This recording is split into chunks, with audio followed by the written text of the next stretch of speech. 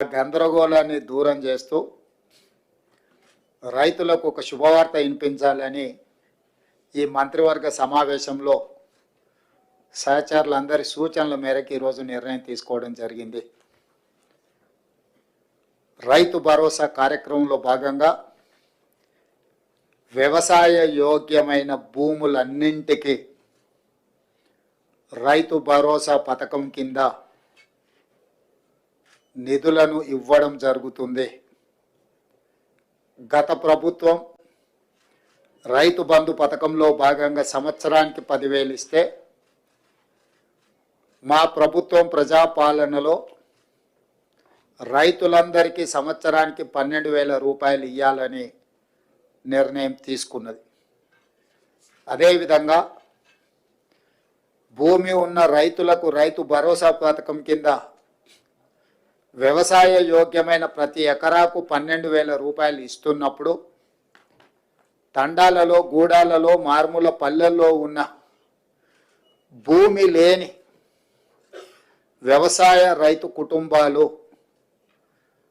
భూమి లేకపోవడం ఒక శాపము, ప్రభుత్వం మమ్మల్ని ఆదుకోకపోవడము ఇంకొక శాపము అన్నట్టుగా పాదయాత్రల సందర్భంగా అటు భట్టి విక్రమార్క గారికి కానీ నాకు కానీ ఈ మధ్యకాలంలో మా మంత్రివర్గ సహచరులు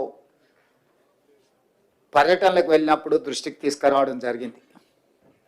అందుకే మా ప్రభుత్వం భూమి లేని వ్యవసాయ కుటుంబాలకు ప్రతి సంవత్సరానికి 12,000 రూపాయలు వాళ్ళకు కూడా ఇవ్వాలి, వాళ్ళు కూడా మన సమాజంలో మనలో భాగమే అని గుర్తించి ఈ పథకాన్ని అమలు చేయాలని నిర్ణయం తీసుకున్నది. ఈ పథకానికి ఇందిరమ్మ ఆత్మీయ భరోసా పథకం అని చెప్పి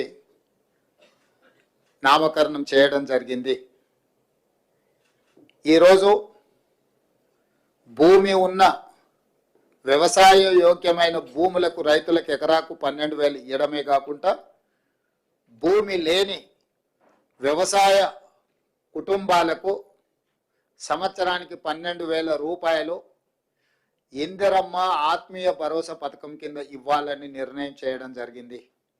ఇదే కాకుండా చాలా సంవత్సరాల నుంచి రేషన్ కార్డుల సమస్య పేదవాళ్ళను పట్టి పీడిస్తుంది. అందుకే రేషన్ కార్డు లేని అందరికీ నూతన రేషన్ కార్డులు ఇవ్వాలని కూడా ఈ మంత్రివర్గ సమావేశంలో నిర్ణయం తీసుకోవడం జరిగింది. కాబట్టి ఈ అన్ని పథకాలు జనవరి 26, 2025 నుండి ప్రారంభం కాబోతున్నాయి.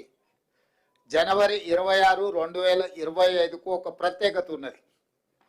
మన రాజ్యాంగం అమలు జరిగి డాక్టర్ బాబాసాహెబ్ అంబేద్కర్ గారు మన రాజ్యాంగాన్ని ప్రసాదించి అమలు చేయబట్టి 75 సంవత్సరాలు పూర్తి చేసుకుంటున్న సందర్భంగా జనవరి 26, 2025 నుంచి పథకాలను అన్నింటిని కూడా అమలు చేయాలి అని చెప్పి మా ప్రభుత్వం నిర్ణయం తీసుకున్నది.